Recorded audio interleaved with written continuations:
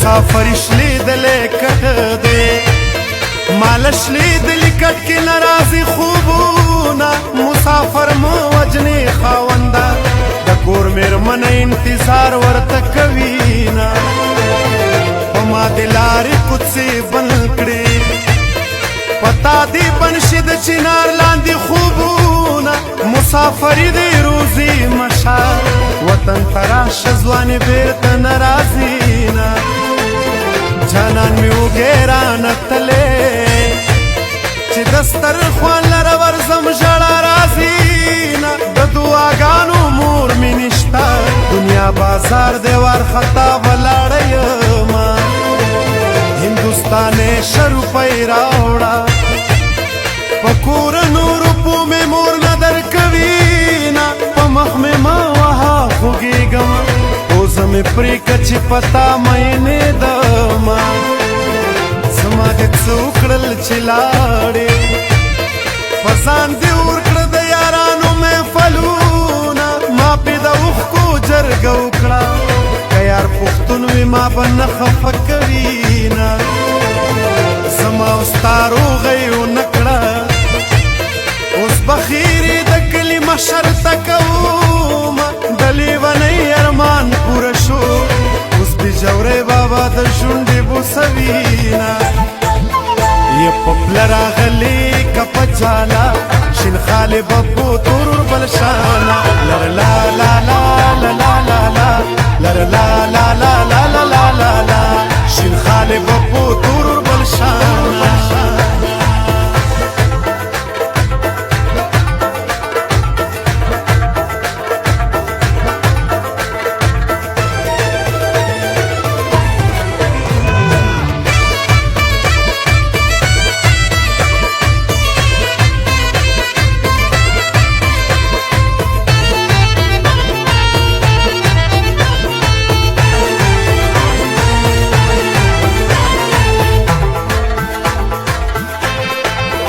وطن زما د مصر خارو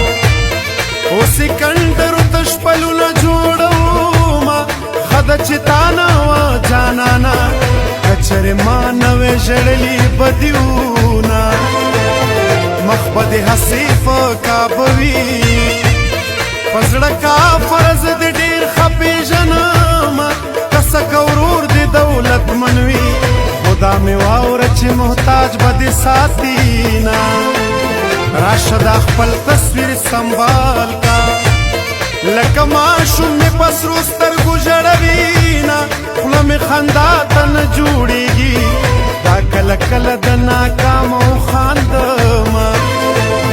مینه د زړه لیدل د سترګو لاس اچول خو د کم اصلو خلقو وي نه په زړه مې سپینه منګول کېده که روغه نه شوم بیا مې مه کوه پوښتنه اسمان ته لار د خطو نشته د ځمکې سر د بېلتا نه ورسېدنه زما د ژوند د لیونو کو د تناره د سر برغولی شي بېلتونه لاړ شئ پوښتنه ترېنه وکئ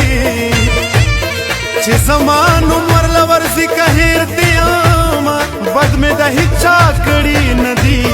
څوک چې زما بد کوي ډېر بد به کوي نه د سیله راله او د مرچکو امیل شاته واړونه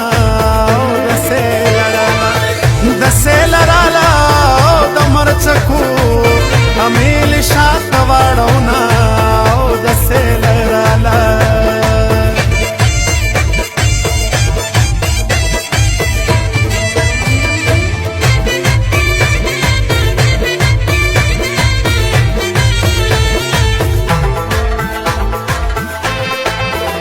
کابلو کانو دلوي